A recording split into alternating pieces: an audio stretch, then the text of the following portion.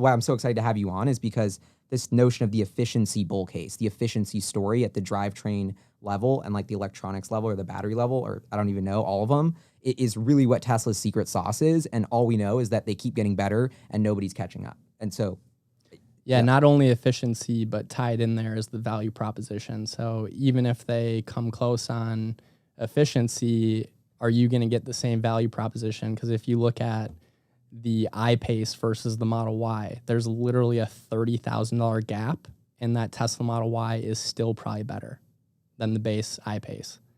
So let's run through this efficiency chart first, so you can totally. When you say better, like what does that mean?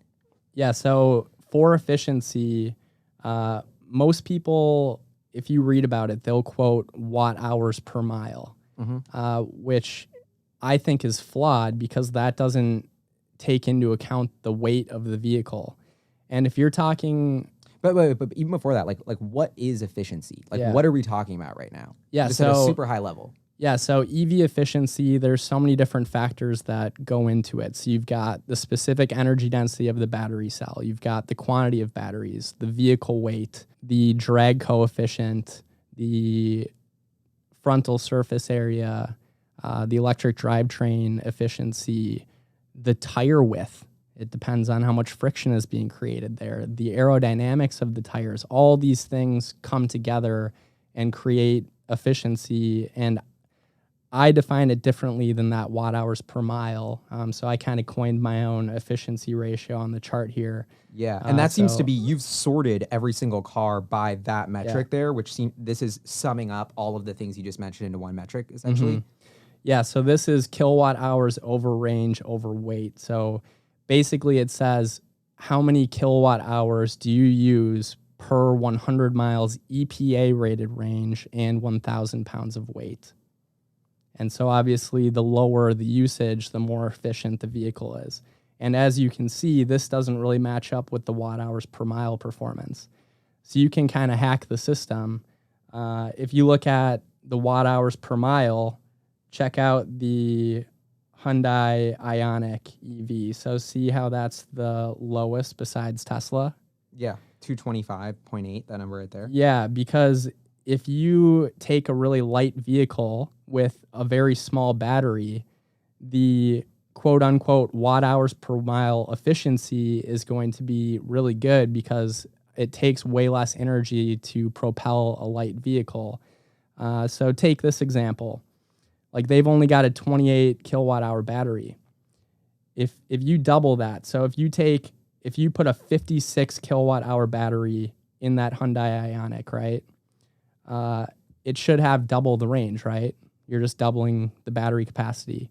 But actually, as you go from 56 kilowatt hour battery to 28 kilowatt hour battery, the range does not just get cut in half. It gets cut in half, and then you get a boost because the vehicle got battery weight taken out of it, right? And people don't really understand, as far as I've read, how weight comes into the picture. And so kind of bringing that back home. So when we were looking at 5.8 efficiency ratio for Tesla and like it looks like 20% or so ahead of the next best car, like what does that mean to you? What insight are you getting from that? Yeah, so that's huge because that means as a customer, you're shopping and you're trying to get the best value proposition, right? And if you go with a competitor, they need to put more batteries in their vehicle to match the same range, right? AKA cost. Well, cost you can price at whatever you want, right? They could price a vehicle and have it be a huge money loser for them. But because what I'm kind of getting at, to fast forward a little, is the fact that they're not so efficient means they're cutting corners by like putting a bigger battery that's not as efficient, which means, and what that boils down to is like their gross margins suck. This is why I think no EV maker is disclosing their gross margins, and this is sort of evidence of that. So from the value prop perspective, it's kind of a triple hit from the customer's perspective because they need to put in more batteries to achieve the same range. You're paying for those extra batteries as a customer. And then those extra batteries adds weight to the vehicle, which means you need to put even more batteries in there to match the same range.